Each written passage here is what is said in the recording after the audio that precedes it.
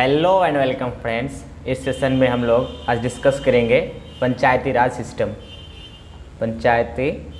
System जो कि part 11 में इसको मेंशन किया गया है और आर्टिकल 243 टू 243 ओ में इसको मेंशन किया गया है पंचायती राज सिस्टम को। यह जो हमारा आर्टिकल 40 में डीपीएसपी में इसको मेंशन किया गया था कि स्टेट के लिए एक इंस्ट्रक्शन था कि इसका इम्प्लीमेंट करें, तो उसी के तहत पंचायती राज सिस्टम को हमारे देश में लागू किया गया है। इसका जो ऑब्जेक्टिव है, इसका जो उद्देश्य है, रूरल लोकल सेल्फ गवर्नमेंट यानी कि ग्रामीण स्थानीय स्वशासन की स्थापना, यानी कि स्थानीय स्वशासन कहने का मतलब कि जो पावर का जो डिस्ट्रीब्यूशन होगा या जो पावर होगा वो बॉटम लेवल पे होगा। अपने डेवलपमेंट के लिए वो इस तरह के डिसीजंस लेंगे, फैसले करेंगे, यानी कि डेमोक्रेसी को ग्रास रूट लेवल पर इम्प्लीमेंट करना। ग्रास रूट लेवल पर डेमोक्रेसी का इम्प्लीमेंटेशन इसका मुख्य उद्देश्य था पंचायती राज सिस्टम का। आइए हम लोग देखते हैं कि इसका इवोल्यूशन कैसे हुआ, एक कैसे विकास होता है इसका पंचायती राज सिस्टम का। तो इसके लिए बलवंत राय मेहता कमेटी 1957 में गवर्नमेंट ऑफ इंडिया के द्वारा अपॉइंट किया जाता है और इस कमेटी का जो मेन काम था कि वो जो सीडीपी यानी कि कम्युनिटी डेवलपमेंट प्रोग्राम जिसका स्थापना 1952 में हुई थी और एनईएस यानी नेशनल एक्सटेंशन सर्विस जो कि जिसका स्थापना 1953 में हुई थी, इसके कामों के एग्जामिन करना था, इसका जांच पड़ताल करना था। तो इस कमेटी ने कुछ रिकमेंडेशंस दिए थे।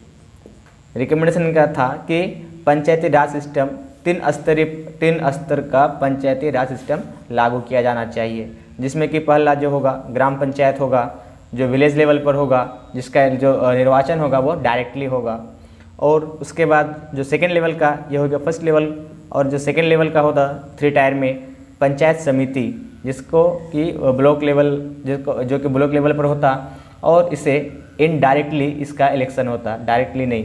और तीसरा जिला परिषद जो कि डिस्ट्रिक्ट लेवल पर होता और इसे भी इनडायरेक्टली ही इलेक्ट किया जाता है। एनडीसी यानी नेशनल डेवलपमेंट काउंसिल ने इसके जो रिकमेंडेशंस थे इसको एक्सेप्ट कर लिया था 1958 में, लेकिन इसके लिए कोई यूनिफॉर्म पैटर्न तैयार नहीं किया था स्टेट्स के लिए। वो स्टेट्स के ऊपर छोड़ दिया था कि वो अपने अनुसार अपने सुविधा के मुताबिक उसको इम्प्लीमेंट करेगा। तो इसके तरह देखने को मिलता है कि सबसे पहला जो स्टेट बना पीआरएस यानी कि पंचायती राज सिस्टम को इम्प्लीमेंट करने वाला वो था राजस्थान, जिसने कि सबसे पहले पंचायती राज सिस्टम को इस्टेब्लिश किया, स्थापित किया और जिसका इनॉग्रेशन किया गया था उस वक्त के present prime minister Pandit Jawaharlal Nehru के द्वारा महात्मा गांधी के जन्मदिन के अवसर पर 2 अक्टूबर 1959 को। और उसके बाद फिर राजस्थान के बाद आंध्र प्रदेश ने पंचायती राज सिस्टम को अपने स्टेट में इम्प्लीमेंट किया। और हम इसमें देख सकते हैं चूँकि इसके लिए किसी भी तरह का यूनिफॉर्म पैटर्न बनाया नहीं गया था, स्टेट के ऊपर छोड़ दिया गया था कि वो अपने अनुसार अपने सुविधा के अकॉर्डिंग वो अपना इसको इम्प्लीमेंट करेगा। तो राजस्थान में 3 टायर पीआरएस सिस्टम देखने को मिलता है, यानी पंचायती राज सिस्टम देखने को मिलता है, एडप्ट करता है। राजस्थान जो है 3 टायर सिस्टम को एडप्ट करता है। वहीं पे अगर वेस्ट बंगाल की बात करें तो वेस्ट बंगाल इसमें 4 टायर को एडप्ट करता है, यानी इसमें 4 स्तरीय पंचायती राज सिस्टम। और अगर तमिलनाडु की अगर बात करें तो तमिलनाडु जो है 2 टायर सिस्टम की जो सिस्टम है पंचायती राज का उसको एडप्ट करता है। तो चूँकि ये यूनिफॉर्मिटी नहीं थी इसलिए क्या करता है इसमें हर स्टेट को अपना अलग अलग पावर्स दिए गए थे। चलिए उसके बाद देखते हैं आगे। आइए उसके बाद देखते हैं ये जो नेक्स्ट कमेटी बनाई गई थी अशोक मेहता कमेटी 1977 में। ये जनता पार्टी की जब गवर्नमेंट बनी थी 1977 में उसके द्वारा इसको अपॉइंट किया गया था। चूँकि 1959 के बाद जो राजस्थान और कुछ स्टेट्स ने ही इसको अपनाया था, इम्प्लीमेंट किया था। और उसके बाद हमें 1962 में इंडिया चाइना वार देखने को मिला, 1965 में पाकिस्तान वार इंडिया के साथ, फिर 1971 में जो पाकिस्तान और बांग्लादेश के साथ जो डिस्प्यूट चल रहा था, विवाद चल रहा था, और फिर 1971 से जो इमरजेंसी लागू हो गया था। तो इन सब कारणों से इसमें कुछ ज़्यादा जो है डेवलपमेंट नहीं हो पाया पंचायती राज सिस्टम में। उसके बाद फिर 1977 में अशोक मेहता कमेटी का गठन किया जाता है, जिसने कि 132 रिकमेंडेशंस दिए थे, जिसमें से उन्होंने जो अहम एक सिफारिश था कि उसने 2 स्तरीय पंचायती राज सिस्टम को स्थापना करने की बात कही थी, जिसमें जिला परिषद डिस्ट्रिक्ट लेवल पे और मंडल पंचायत लेवल पे इन्होंने इस तरह की सिफारिश की थी 2 टायर के लिए। और इसका जो टर्म होता 4 वर्षों के लिए। इसमें इस कमेटी ने पॉलिटिकल पार्टी को पंचायत इलेक्शन में पार्टिसिपेट करने के लिए भी सिफारिश किया था। क्योंकि जनता पार्टी जो है वो कोलैप्स हो गया था, उसके सरकार गिर गई थी, इसलिए इसके रिकमेंडेशंस पर भी किसी तरह का एक्शन नहीं लिया जा सका। उसके बाद देखते हैं नेक्स्ट कमेटी। ये इसके बाद देखते हैं जो नेक्स्ट कमेटी बनाई गई थी, GV.K. राव कमेटी, जिसको कि योजना आयोग प्लानिंग कमीशन के द्वारा 1985 में अपॉइंट किया गया था इस कमेटी को, जिसका काम था कि जो rural development and poverty alleviation, यानी जो ग्रामीण विकास और गरीबी उन्मूलन जो प्रोग्राम चल रहा था उसका रिव्यू करना था इस कमेटी का। उसने क्या पाया कि डेवलपमेंट जो है दफ्तरशाही यानी ब्यूरोक्रेटाइज्ड होकर के ही रह गया है, और इसको पंचायती राज को इसमें पाया कि बहुत कमज़ोर हो चुका है और डेवलपमेंट इससे बहुत दूर हो चुका है। तो इन्होंने रिकमेंडेशन किया था कि इम्प्रूवमेंट इन द रिप्रेजेंटेशन, यानी कि प्रतिनिधित्व में सुधार के लिए इन्होंने रिकमेंड किया था, सुझाव दिया था। उसके बाद देखते हैं नेक्स्ट जो कमेटी बनाई गई थी राजीव गांधी के द्वारा, राजीव गांधी सरकार के द्वारा, LM सिंघवी कमेटी 1986 में। इसको जो बनाया गया था रिवाइटलाइजेशन ऑफ PRS, यानी कि पंचायती राज सिस्टम का जो पुनरुद्धार करने के लिए इस कमेटी की गठन की गई थी राजीव गांधी के सरकार के द्वारा।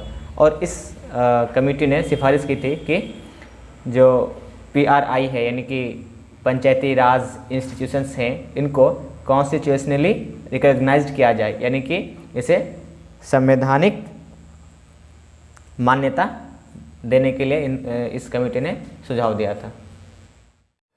उसके बाद देखते हैं जो नेक्स्ट कमेटी बनाई गई थी थुंगन कमेटी, जो कि बाय सब committee of consultative committee of parliament, यानी संसद की जो सलाहकार कमेटी थी कंसल्टेटिव कमेटी, उसके उप समिति के द्वारा यह कमेटी को गठित की गई थी, जिसका काम था to examine political and administrative structure in districts, यानी कि राजनीतिक और प्रशासनिक ढांचों की जांच जिलों में करने के लिए, इसको एग्जामिन करने के लिए इस कमेटी की गठन की गई थी।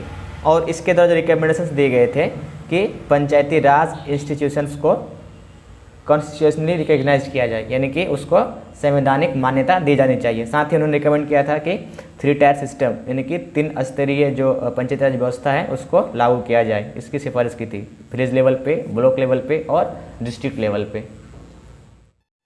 उसके बाद देखते हैं नेक्स्ट जो कमेटी बनाई गई थी गॉडगिल कमेटी, कांग्रेस पार्टी के द्वारा 1988 में गॉडगिल कमेटी को, जिसको कि इस क्वेश्चन पर to consider on the question how based panchayati raj institutions could be made effective, यानी कि इस क्वेश्चन पर इसको कंसिडर करने के लिए, विचार करने के लिए बनाया गया था कि पंचायती राज संस्थाओं को प्रभावकारी कैसे बनाया जा सकता है, कैसे इफेक्टिव बनाया जा सकता है। इसने कुछ रिकमेंडेशंस दिए थे।